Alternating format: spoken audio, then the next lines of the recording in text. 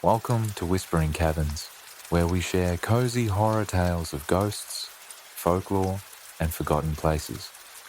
So grab a blanket, light a candle, and settle in. The night is waiting.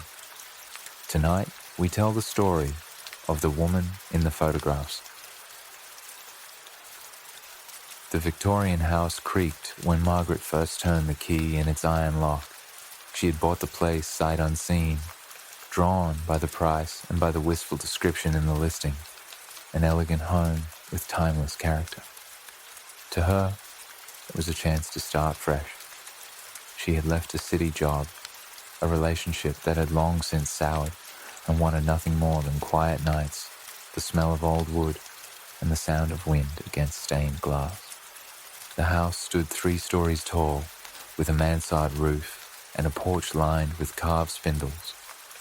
Dust lay thick inside, but underneath, Margaret sensed a presence, not quite threatening, but watchful, as though the walls themselves were holding their breath. On her 3rd evening there, while unpacking in the attic, she found the box. It was shoved into a corner beneath a faded quilt, its lid warped with age. Inside lay bundles of black and white photographs, the edges curled and brittle. She held one to the light. A family stood on the front steps of the very house she now owned. A stern man with heavy sideburns, a woman in lace, and 2 young girls clutching parasols. But it wasn't the family that made her heart stutter.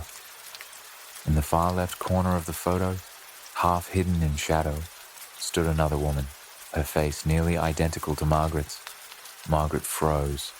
She thought at first it must be a trick of resemblance, the way people sometimes see echoes of themselves in old portraits. But as she sifted through more photographs, the likeness became undeniable. In picture after picture, from picnics in the yard to gatherings in the parlor, the woman appeared. Sometimes blurred, sometimes clear, but always present, always watching, and always looking exactly like her. That night, Margaret couldn't sleep. She poured herself a glass of wine and sat by the tall parlor windows, the photographs spread around her. Who was this woman?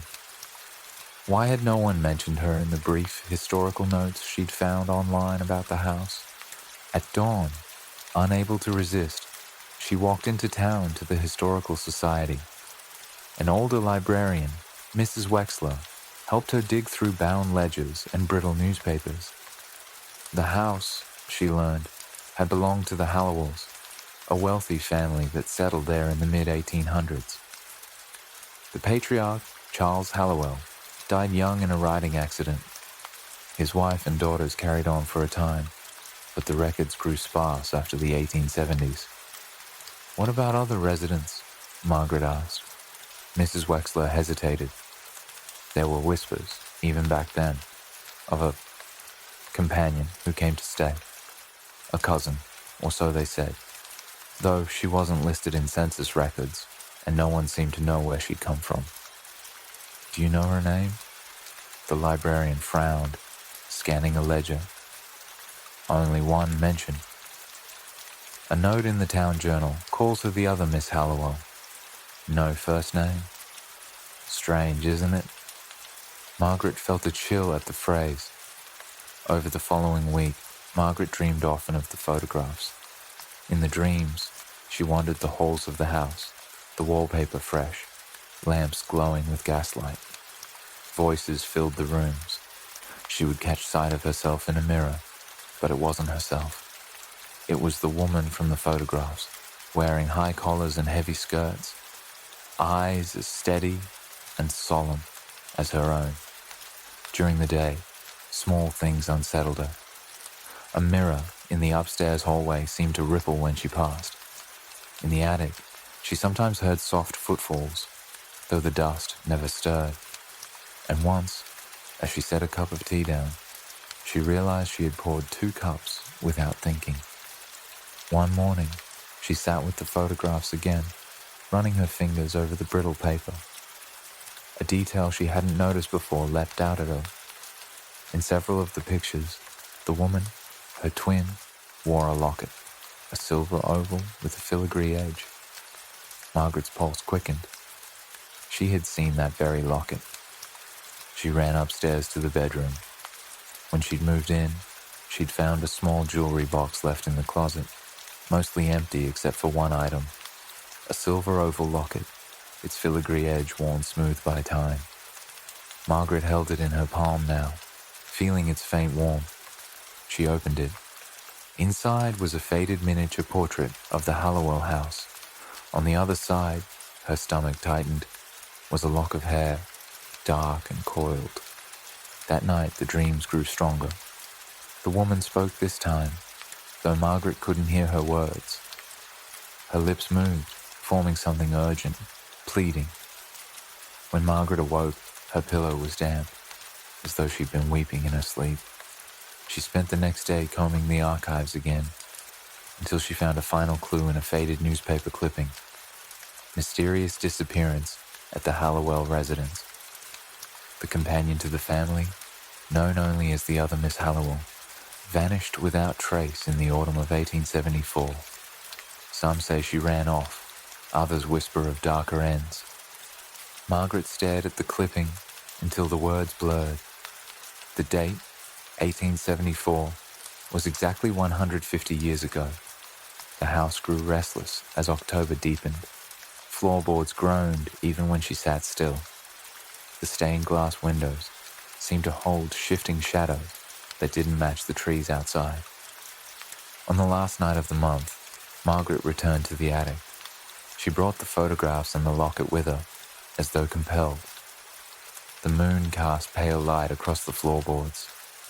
She laid out the photographs in a line, her own face staring back again and again from a century and a half ago. The air thickened, heavy with the scent of lilacs, though none bloomed at this time of year. "Who are you?" Margaret whispered. In the silence, the locket grew hot in her palm. Then the mirror propped against the attic wall shivered, like water disturbed. Slowly, an image swam into view, the parlor as it had been long ago, glowing with lamplight. And there, standing among the Hallowells, was the other Miss Hallowell. She lifted her face. Margaret looked into her own eyes. The woman smiled faintly, sorrowfully, and mouthed a word. Margaret thought she saw her own name. The glass rippled once more, and this time the image didn't fade. It drew closer. Margaret staggered back, but her reflection stayed where it was, watching. The woman in the mirror reached forward, her hand pressing against the glass from the other side, and Margaret's hand lifted to meet it, without her willing it to. A chill surged through her body. The attic tilted, shadows spun, and when she blinked, she was no longer standing on the dusty boards.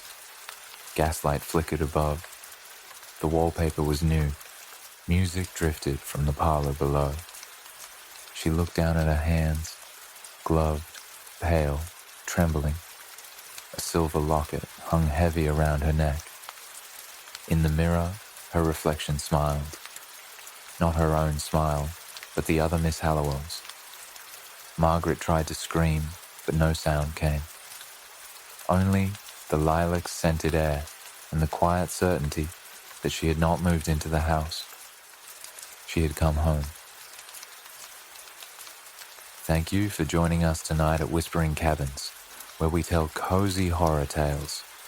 If you enjoyed the woman in the photographs, be sure to subscribe for more eerie stories. Until next time, keep warm, keep the lantern lit, and listen closely.